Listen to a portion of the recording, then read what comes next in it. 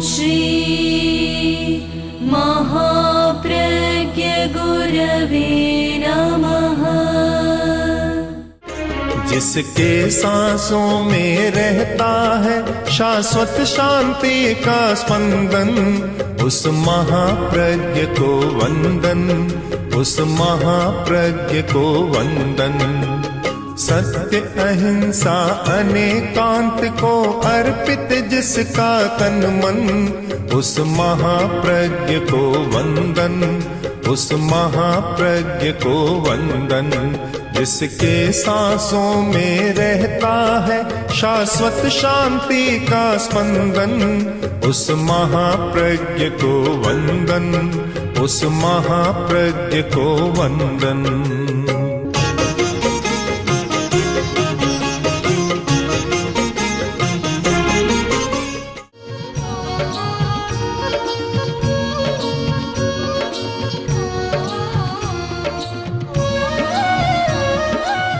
मनुष्य का शरीर रहस्यमय है और रहस्य का एक कारण है आवरण। हमारी चमड़ी आवरण है। भीतर में जो हो रहा है उसका पता नहीं चलता, क्योंकि एक आवरण आया हुआ है। यद्यपि सूक्ष्म दृष्टि वाला कोई व्यक्ति हो तो वह आकृति को देखकर बहुत ज्ञान कर सकता है, पहचान कर सकता है कि भीतर में क्या चल रहा है। आदमी जो सोच रहा है ऐसे पता नहीं चलता हर किसी को, किंतु एक मनक परिज्ञानी है, उसको पता लग जाएगा कि क्या सोच रहा है। वह पूरी बात बता देगा कि तुम अभी क्या चिंतन कर रहे हो, क्योंकि मन को पढ़ने का ज्ञान उन्हें प्राप्त है। 5 ज्ञान बतलाए गए: मति ज्ञान, श्रुत ज्ञान, अवधि ज्ञान, मन पर्यव ज्ञान और केवल ज्ञान। ज्ञान 5 है। उनमें चौथा ज्ञान है मनक पर्यव ज्ञान, यानी मन के अवस्थाओं को पढ़ने वाला ज्ञान। वह पढ़ सकता है सर, उससे कोई छिपा नहीं रहता। इतने लोग सामने बैठे हैं, एक दूसरे से छिपा हुआ है। आकृति को तो देखता है, पर भीतर में क्या चल रहा है किसी को पता नहीं लगता।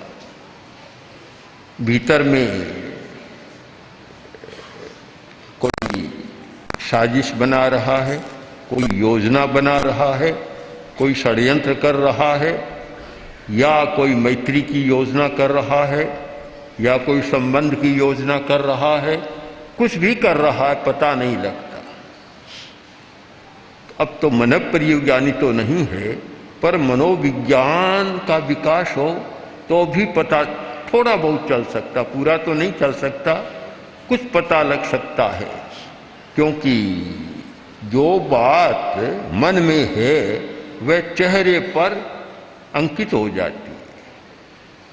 मन महीप के आचरण दृग दीवान कही देख। एक बहुत सुंदर लिखा गया कि भय चिंता आलस अमन सुख दुख हेत अहेत मन महीप के आचरण दृग दीवान कही देख। मन रूपी तो है राजा और आंख है उसकी दूत, प्रतिनिधित्व करने वाली। दीवान है, मंत्री है। पुराने जमाने राजाओं के दीवान होते थे, तो आंखें दीवान है। तो अब राजा क्या सोच रहा है वह बात ये दीवान बता देता है। मन क्या सोच रहा है आंखें बता देती है। आंख से भी पता लग जाता है कि क्या सोच रहा है। एक उदाहरण के रूप में कहें तो भय है भीतर में, मन भय से आक्रांत है। आंख बता देगी कहाँ अब यह डरा हुआ है। आंख में सारा प्रतिबिंबित हो जाता है। चिंता, एक आदमी चिंता में है, आंख साक्षी दे देगी कि अभी यह चिंता में है, अभी स्वस्थ नहीं। आलस्य का तो आंख देती है कि जब भी आलस्य आता है आंखें अधमुंदी सी हो जाती है, अपने आप पता लग जाता है। मन अच्छा नहीं है उसका भी वह पता लग जाता है, अमनस्कता का भी पता लगता है।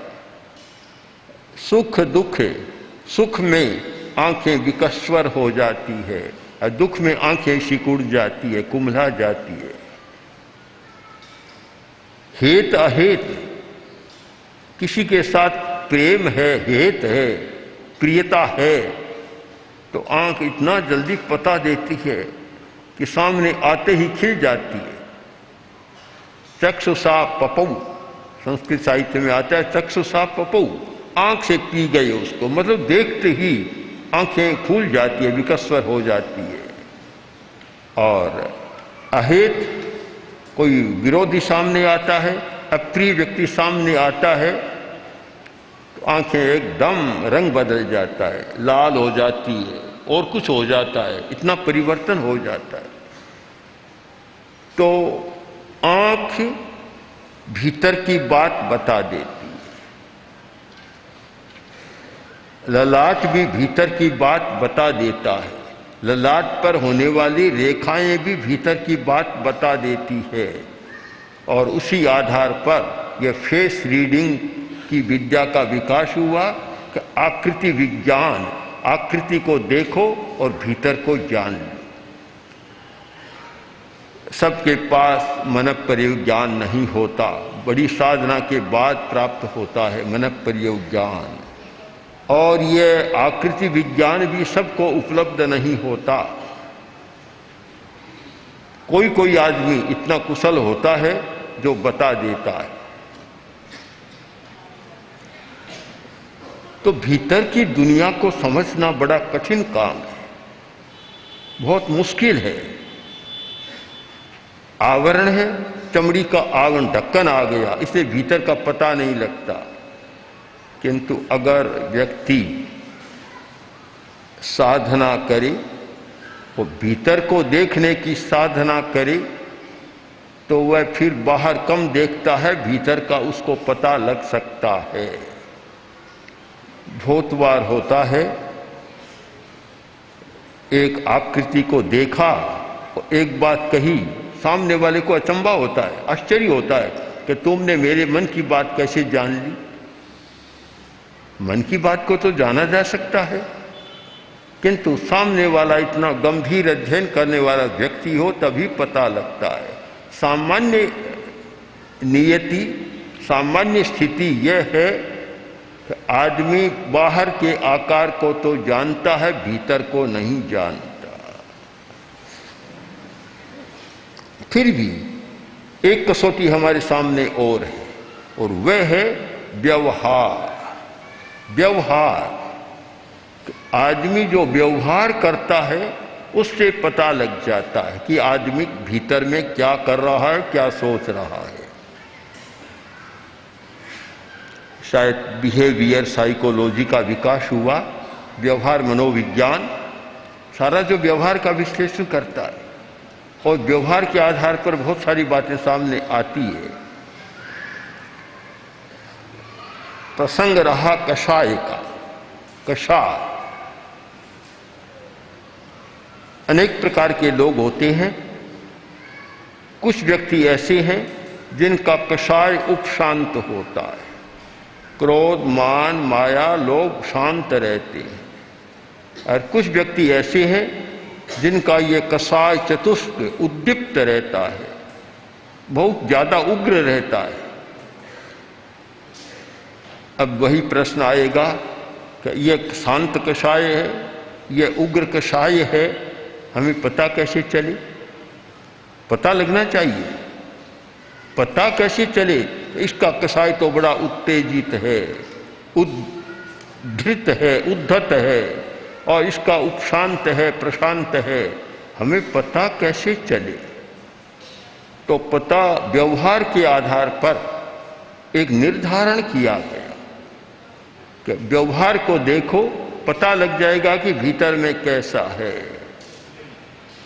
दो वर्ग कर दिए, एक मंद कसाय और एक तीव्र कसाय। एक व्यक्ति ऐसा है जिसका कसाय मंद है, उपशांत है, मंद है, मंद में कोई खास पता नहीं लगता, बहुत मंद है।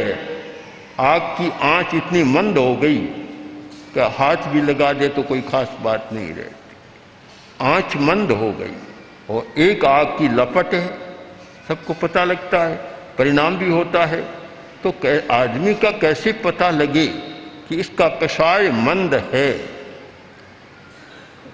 बड़े अध्ययन के बाद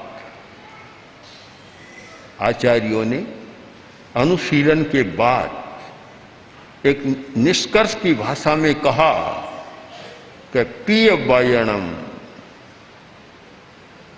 मंद कसाय का पहला लक्षण है पीय वायणम, प्रिय वचन। अगर वह बोलता है तो प्रिय वचन बोलता है, कटु वचन मुंह से नहीं निकलता, मीठा वचन मुंह से निकलता है। कीड़े कभी नहीं झरते, अमृत की बूंदें टपकती है। तो समझ लो ये मंद कसाय वाला व्यक्ति है। एक बड़ी कसौटी है व्यवहार की। कटुक वचन बोलने वाला है तो समझ लो कि भीतर में भी कसाय की आग जल रही है, और मीठा वचन बोलता है तो समझ लो कि कसाय की आग भीतर में शांत है, पता लग जाएगा। एक लक्षण पता लग गया हमें। लक्षण का काम ही है कि जो चीज दिखाई नहीं देती पर लक्षण के द्वारा उसका पता लग जाता है। दूसरी बात कि दुग्बयणे दुज्जड़े खम कारणम, सामने वाला व्यक्ति दुर्वचन बोल रहा है, खराब वाणी कह रहा है, अश्लील भाषा का प्रयोग कर रहा है, अशिष्ट भाषा का प्रयोग कर रहा है, दुर्जन आदमी है, और सामने वाला व्यक्ति क्षमा कर रहा है, शांत है, कुछ भी नहीं कह रहा है। समझ लो वह है उपशांत कसाय वाला, मंद कसाय वाला, और सामने वाला व्यक्ति है तीव्र कसाय वाला। ना दुर्वचन को सहन कर ले, कसाय शांत है, नहीं तो सहन नहीं कर सकते। अनेक घटनाएं आती है, भगवान बुद्ध की भी ये घटना आती है। आदमी आया, बहुत गालियां दी।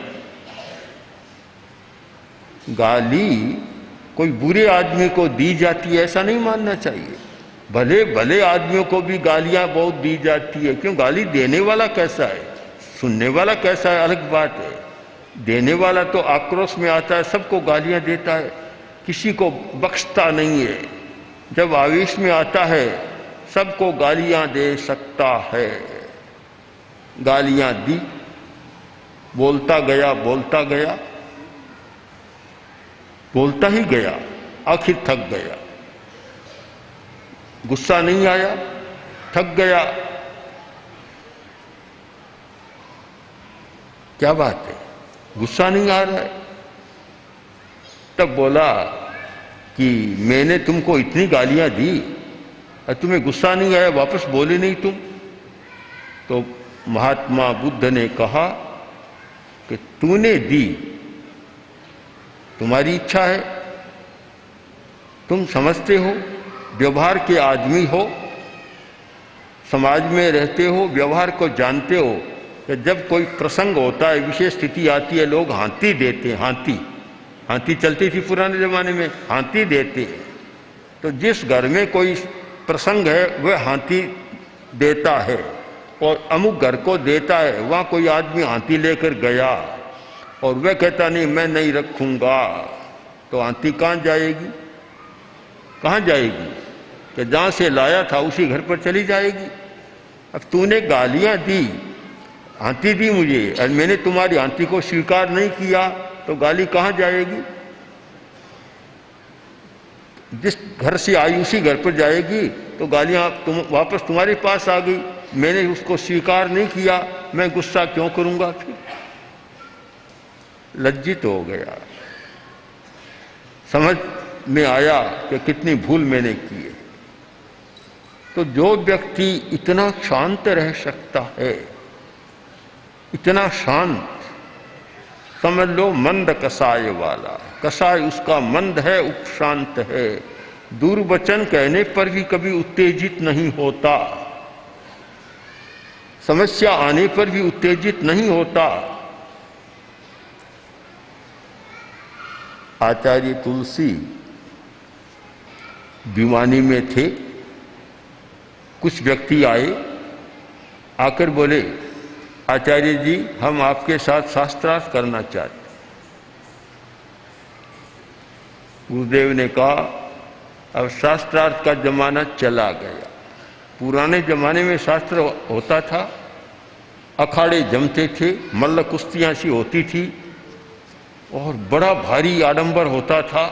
गुरुदेव ने कहा अब जमाना चला गया, अब आप क्या करेंगे? बोले नहीं हमें तो करना है। इतना आग्रह किया। गुरुदेव ने कहा आखिर आपकी मनसा क्या है, क्या चाहते हैं आप, क्यों करना चाहते हैं? आप यही बात कर ले। अब बाजार में जाएं, एक को मध्यस्थ बनाएं, एक को अध्यक्ष बनाएं, एक को यह बनाएं, इतना बड़ा समारंभ करना बाजार में कहाँ संभव होगा और कौन नेतृत्व करेगा उसका? आपको बात करना हो तो यहाँ कर ले, हम आप पूछ ले, हम उत्तर देने को तैयार है कि नहीं हमें तो शास्त्रार्थ ही करना है। इतना आग्रह किया। तब गुरुदेव ने पूछा आखिर बता दिया आप चाहते क्या है? आदमी भले थे, कह दिया आचार्य जी हमारी इच्छा यह है कि हम बाजार में सारे आम आपको हराना चाहते। अब ऐसी बात है कि आदमी उत्तेजना में आ जाएगा। एक आदमी और इतने बड़े महान आचार्य को हराने के लिए आए और बात कहे तो उत्तेजना का प्रसंग हो सकता है, पर उसके साथ भी अच्छा व्यवहार, समझ लो सामने मंद कसाय वाला व्यक्ति है। आचार्यवर ने कहा बस आपकी इतनी सी इच्छा है तो फिर एक चूहिया को निकालने के लिए पहाड़ को खोदने की क्या जरूरत है? आप भिवानी के बाजार में जाकर कह दें कि हम आचार्य तुलसी के पास चर्चा करने गए थे और वे हार गए, हम जीत गए, बस मेरी ओर से आप कह दीजिए। अब आप स्वयं समझ लें कि एक ओर से कसाय की तीव्रता है और एक ओर से कसाय की मंदता है, उपशांति है। हम व्यवहार से पता लगा सकते हैं। हमारे सामने पता लगाने के दो साधन हैं, तीन साथी हैं, शरीर, मन और वाणी, तीनों साथी हैं, तीनों का साझा है, मिलजुल कर काम करते हैं, एक दूसरे का सहयोग करते हैं। इसलिए पता लगाना कोई कठिन बात नहीं है। मन में कुछ है तो वाणी के द्वारा बाहर निकल जाएगा। जो मन में है वाणी से निकलेगा और इसीलिए वह कहावत चल पड़ी कि बोल्या के लाधा, बोल्या के लाधा, बस बोला पता लग गया कि आदमी कैसा है।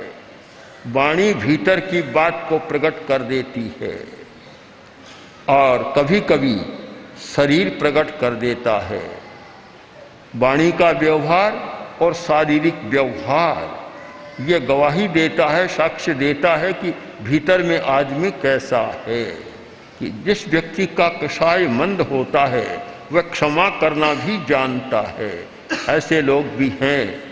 एक बार भी कुछ हो गया, ऐसी गांठ घुल गई कि मरते समय श्वास तो उसका निकल जाएगा पर वह गांठ मरते समय भी नहीं खुलेगी, साथ लेकर चला जाएगा। ऐसे लोग भी होते हैं।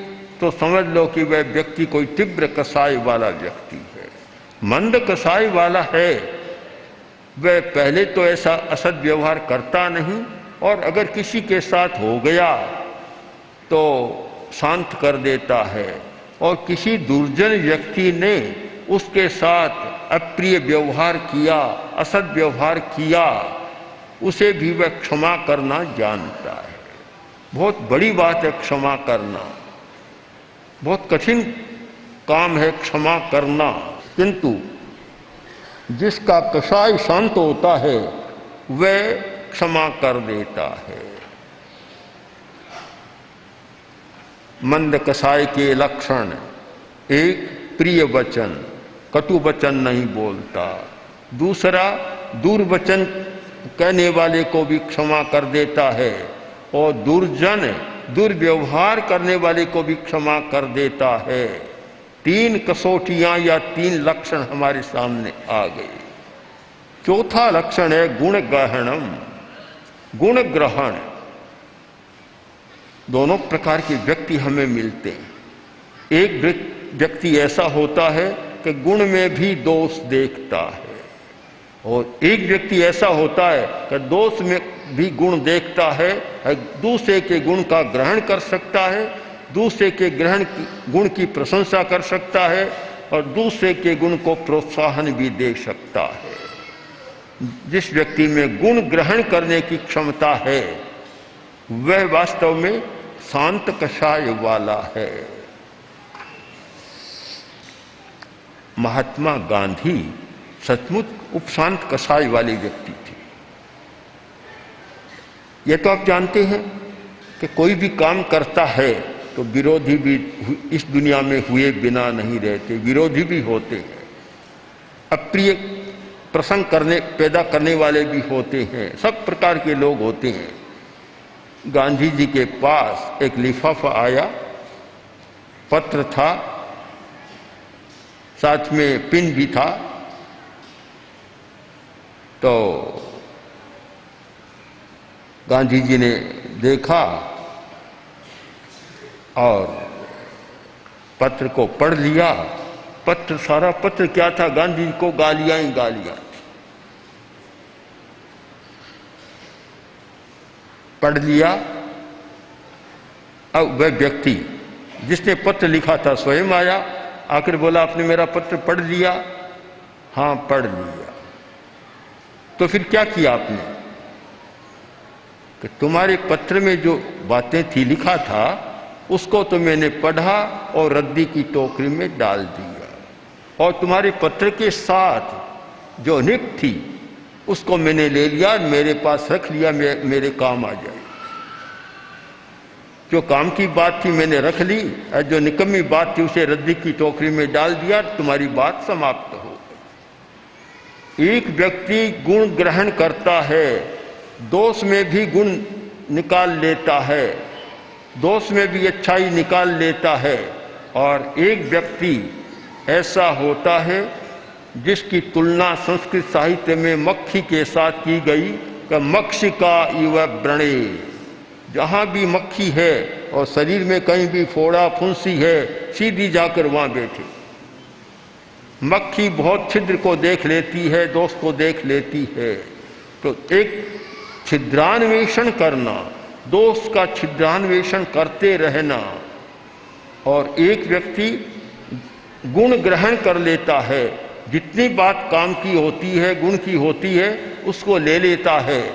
ये तो जानते हैं कि दुनिया में ऐसा कोई व्यक्ति नहीं होता जिसमें कोई गुण न हो, और ऐसा व्यक्ति भी नहीं होता जिसमें कोई दोष न हो, कोई कमी न हो। जब तक व्यक्ति वीतराग नहीं बन जाता तब तक गुण और दोष दोनों रहते हैं। मात्रा का अंतर है, मात्रा का, तो किसी में दोष की मात्रा ज़्यादा होती है और गुण की मात्रा कम होती है, और किसी में गुण की मात्रा ज़्यादा होती है, दोष की मात्रा कम होती है। हमारी दुनिया में एक भी पदार्थ ऐसा नहीं जिसको हम अमृत कह सकें, जिसको विष कह सकें। विष में भी अमृत की मात्रा है, अमृत में भी विष की मात्रा है। तो फिर हमारी दृष्टि का अंतर है, दृष्टि का। अगर हमारी दृष्टि गुण ग्रहण करने वाली है तो बुराई में से भी हम अच्छाई को निकाल लें। 20 वर्षों बाद आचार्य श्री महाश्रमण जी के सानिध्य में प्रेक्षा विश्व भारती अहमदाबाद में आयोजित है 8 दिवसीय प्रेक्षा ध्यान शिविर। तारीख 10 से 17 मार्च 2023। स्थान प्रेक्षा विश्व भारती अहमदाबाद। संपर्क सूत्र 7990037704 या 9327006632। ओम श्री महाप्रज्ञ गुरवे नमः। ओम श्री महाप्रज्ञ गुरवे नमः। ओम श्री महाप्रज्ञ गुरवे